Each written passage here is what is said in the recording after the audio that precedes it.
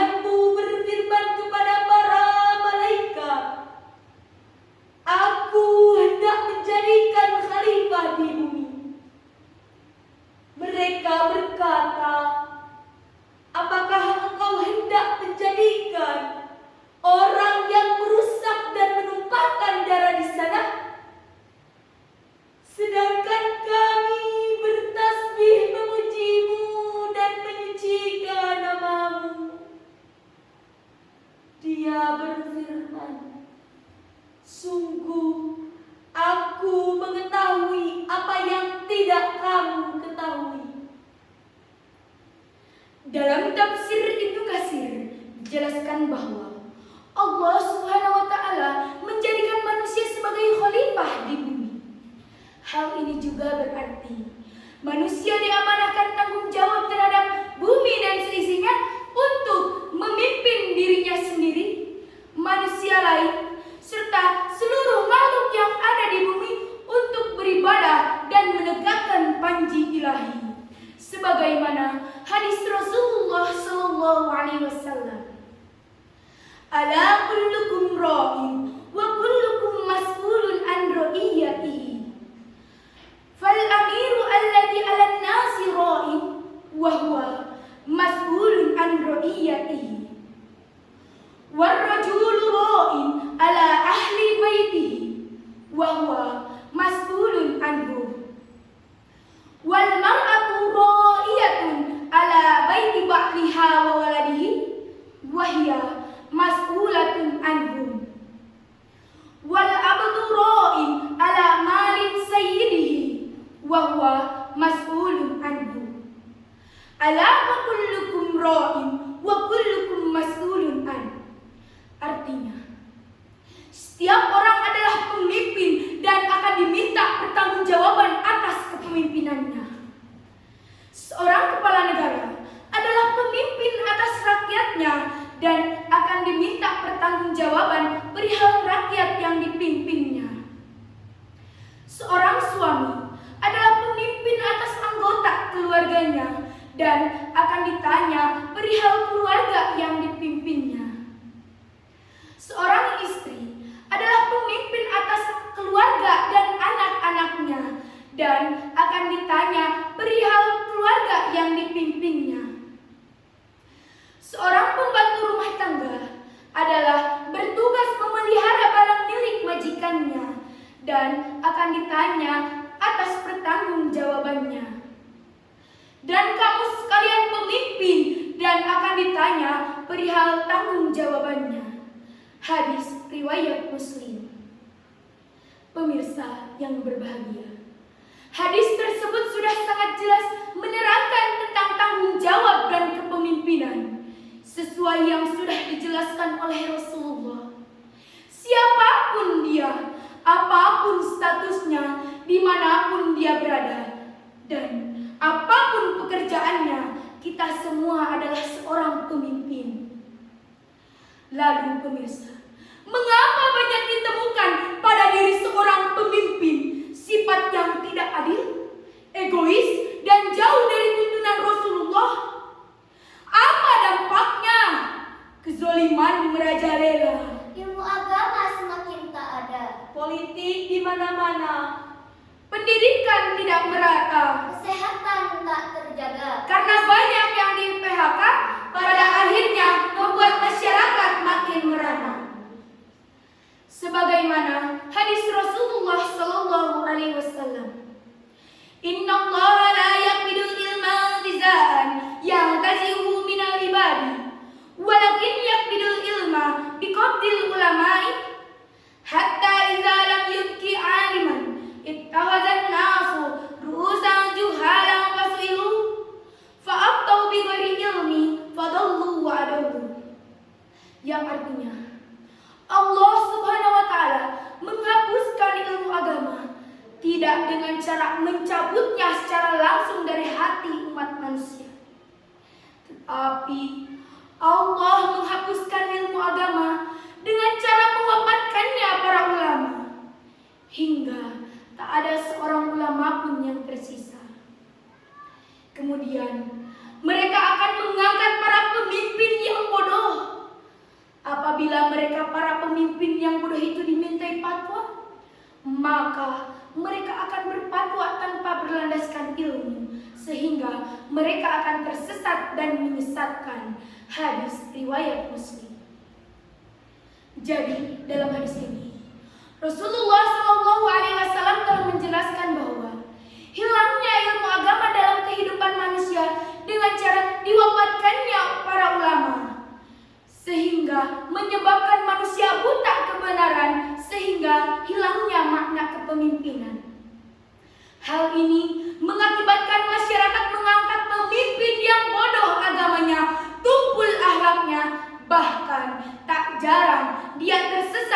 dan menyesatkan umatnya. Pemirsa yang dirahmati Allah, betapa sulitnya zaman ini mencari seseorang yang berjiwa pemimpin sejati.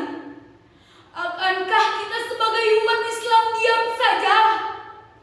Akankah kita sebagai khalifah di bumi yang telah diamanahkan oleh Allah diam saja? Seharusnya kita merasa malu dan berusaha menjadi seorang pemimpin sejati. Sebagaimana Allah telah berfirman dalam Quran surat An-Nisa ayat 59 sebagai berikut. Bismillahirrahmanirrahim. Ya ayyuhalladzina amanu athi'ullaha wa athi'ur rasul wa ulil amri minkum. Fa in tanaza'tum fi syai'in farudduhu ilallahi war rasul in kuntum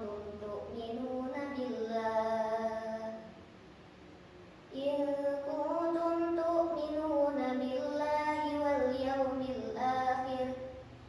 Dzalika khairu wa ahsanu ta'wila.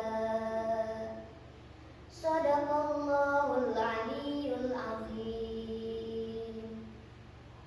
Wahai orang-orang yang beriman, taatilah Allah dan taatilah Rasul Muhammad dan ulil amri pemegang kekuasaan di antara kamu. Kemudian, jika kamu berbeda pendapat tentang sesuatu, maka kembalikanlah kepada Allah, Al-Quran dan Rasul Sunnahnya. Jika kamu beriman kepada Allah dan hari kemudian, yang demikian itu lebih utama bagimu dan lebih baik akibatnya. Maha benar Allah dengan segala firman-Nya. Syekh Jalaluddin Muhammad bin Ahmad dalam kitabnya Tafsir Jalalain Juz 1 Shahifah 79 dijelaskan bahwa seseorang yang berjiwa pemimpin sejati senantiasa kembali kepada syariat Islam yang bersumber dari Al-Quran dan As-Sunnah. Jika seorang pemimpin memenuhi kriteria tersebut, maka ketika dia memimpin, Dia akan berusaha adil dan bijaksana. ketika dia menghadapi masalah, dia tidak akan menyerah. Dengan ilmu dan pengalamannya, Dia akan berusaha menghadapinya. jika dia berhasil menyelesaikannya, dia tidak akan membanggakan dirinya, karena itu semua salah satu pertolongan Allah kepadanya. Seseorang yang berjiwa pemimpin sejati tidaklah mudah terhasut isu politik, berjiwa toleransi, namun tetap membina dari hati. Seseorang yang berjiwa pemimpin sejati hendaknya membina umatnya tanpa membeda-bedakan status, ras, golongan, partai, ormas, semuanya bersatu dalam ukhuwah Islami. Sebagaimana Kiai Haji Zainal Abidin Bazul Asab mengatakan, bersatu dalam akidah, Berjamaah dalam ibadah, toleransi dalam khilafiyah, kerjasama dalam dakwah. Adapun yang berbeda agama, Allah menegaskan dalam Quran surat Al-Kafirun ayat 6, yakni agamamu untukku, agamaku untukku. Jelasnya, jangan jadi perselisihan, kudu akur jeung batur-batur, tapi ulah campur baur. Seseorang yang berjiwa pemimpin sejati, hatinya tidak pernah lepas dari arahan gurunya, tidak pernah mencoba ataupun keluar dari jalan rohnya. Seseorang yang berjiwa pemimpin sejati hendaknya membina umatnya tanpa membeda-bedakan apapun, sehingga dia dapat bertanggung jawab terhadap apapun dalam hidupnya, agama, pendidikan, kesehatan, politik, perekonomian,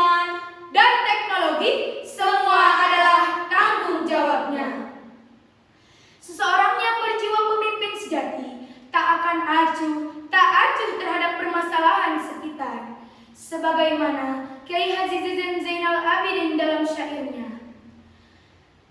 Kalena gunung gede, kidulna laut kidul, kulonna batas lebak, wetanna gunung takoka, sejadah jeung haram jadah, urusan urang kabeh. Tak ada satu masalah pun yang luput dari tanggung jawab kita. Oleh karena itu, pemirsa yang dirahmati Allah, mari kita sama-sama tingkatkan kualitas diri agar menjadi insan yang berilmu tinggi, Berakhlak suci, mampu hidup mandiri, dan menjadi pemimpin sejati. Pemirsa yang berbahagia, janganlah kita lemparkan tanggung jawab majunya negara kepada ulama saja. Janganlah kita lemparkan tanggung jawab agama kepada ulama saja. Ibaratkan seperti sapu lidi, jika hanya sebatang dapat dipatahkan dengan mudah. Namun, jika bersatu akan menjadi lebih kuat. Hal ini selaras dengan syair Kiai Haji Zainal Abidin Bazul Asyar. Mobil mogok, mogokna dina tanjakan, panumpangna loba pisan, didorongna ku sorangan, moal maju, eta moal maju. Kumaha sangkan maju, turunkeun panumpangna, dorong ku sararea, pasti maju, eta pasti maju. Pemirsa yang dirahmati Allah, dapat kita simpulkan bahwa kehidupan saat ini krisis dengan kepemimpinan. Oleh karena itu, mari kita munculkan jiwa pemimpin sejati dari dalam diri kita, layaknya Rasulullah. Karena dunia ini butuh dengan pemuda-pemudi yang berempati tinggi, bertanggung jawab, cerdas akal maupun hatinya, kamil akhlaknya, kuat doanya. Sebagaimana Kiai Haji Zain dalam syairnya. Kami insan hamba-Mu ya Allah, dan kami khalifah-Mu. Ilmu lahir dan batin ku cari tuk bekal tugas di bumi. Semangat yang tinggi, kerja keras ikhlas, tekun rajin bekerja sama. Bina pribadi, keluarga dan bangsa, iman takwa hidup sejahtera. Bina pribadi, keluarga dan bangsa, iman takwa hidup sejahtera. Demikian serahan yang dapat kami sampaikan. Bagaimana cara membelah? kalau tidak dengan belati. Kalau ada kata-kata yang salah, jangan disimpan di dalam hati. Cangkir kaca dari Sukabumi, beli ayam karena butuh. Sedemikian dari kami. Assalamualaikum warahmatullahi